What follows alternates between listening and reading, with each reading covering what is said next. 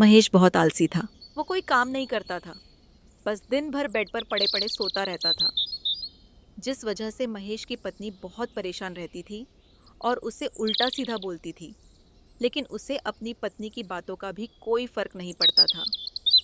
एक दिन तुम कोई काम धंधा क्यों नहीं करते? कब तक अपने बाप के कमाए हुए पैसों पर आराम फरमाओगे? शुरू हो गया तेरा ड्रामा।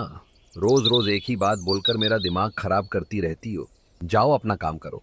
इतना सारा पैसा मेरे पिताजी मेरे लिए छोड़कर गए हैं, भला वो किस दिन के लिए है? ये पैसे एक दिन खत्म हो जाएंगे तब क्या करोगे? और तुम्हारे बच्चों का क्या होगा? कभी सोचा है? हमारे पास इतना पैसा है कि हमारी 7 पुश्तें बैठकर खाएंगी। तू जा, मेरा दिमाग मत खा। इतना कहकर महेश सो जाता है। रीना भी ये सब सुनकर गुस्से में काम करने लगती है।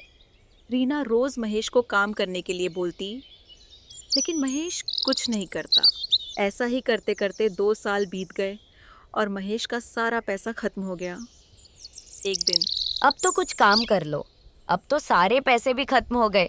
अब हमारे घर में खाने के लिए भी कुछ नहीं है। ये बात सुनकर महेश चौंक गया और बोला, ऐसे कैसे पैसे खत्म हो गए? मेरे पिताजी इतने सारे पैसे छोड़कर गए थे, मेरे लिए वो कहाँ खर्च किए तूने? मैंने कोई पैसे नहीं दिए किसी को तुम्हें। मैं इतने दिन से कह रही हूँ, लेकिन तुम्हें समझ नहीं आ रहा। अब सारा पैसा खत्म हो गया तो मुझे सुना रहे हो? क्या सच में सारे पैसे खत्म हो गए? मुझे माफ कर दो, मैं आज से ही काम करने जाऊंगा। महेश काम की तलाश में चलते चलते एक जंगल में पहुंच जाता है।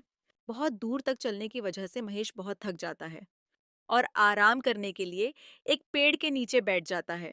और थोड़ी ही देर में महेश की आंख लग जाती है।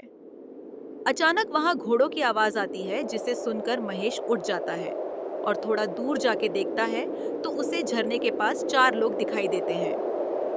ये देखते ही महेश उनकी बातें सुनने के लिए झाड़ियों के पास छिप जाता है। उन 4 लोगों में से एक व्यक्ति बोलता है कि जाओ तुम लोग, मैं अभी सोना लेकर आता हूँ। ये बात सुनकर वो सब वहां से चले जाते हैं। तभी वो व्यक्ति इधर उधर देखते हुए झरने के पास जाता है और एक जादुई मंत्र बोलता है। पानी पानी खोल दे अपनी कहानी। ये मंत्र सुनते ही झरना 2 अलग-अलग भागों में बंट जाता है। वो व्यक्ति गुफा के अंदर जाता है।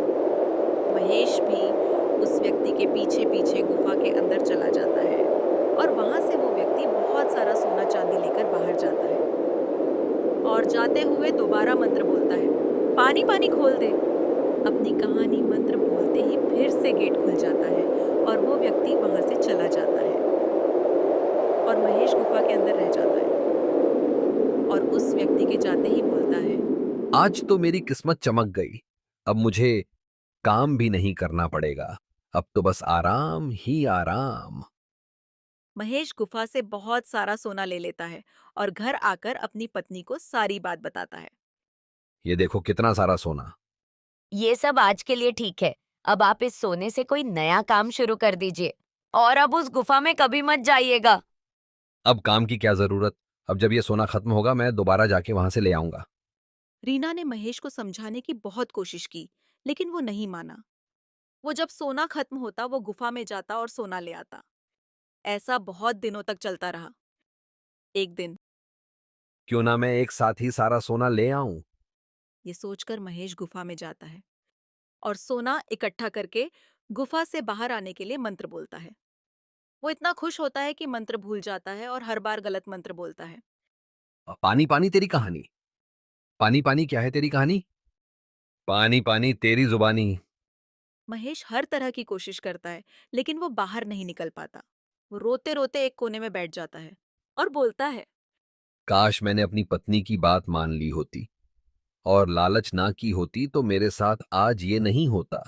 महेश अपनी लालच के चलते उसी गुफा में फंसा रह जाता है। वो हर रोज गुफा को खोलने की कोशिश करता, लेकिन वो हर बार नाकाम रहता।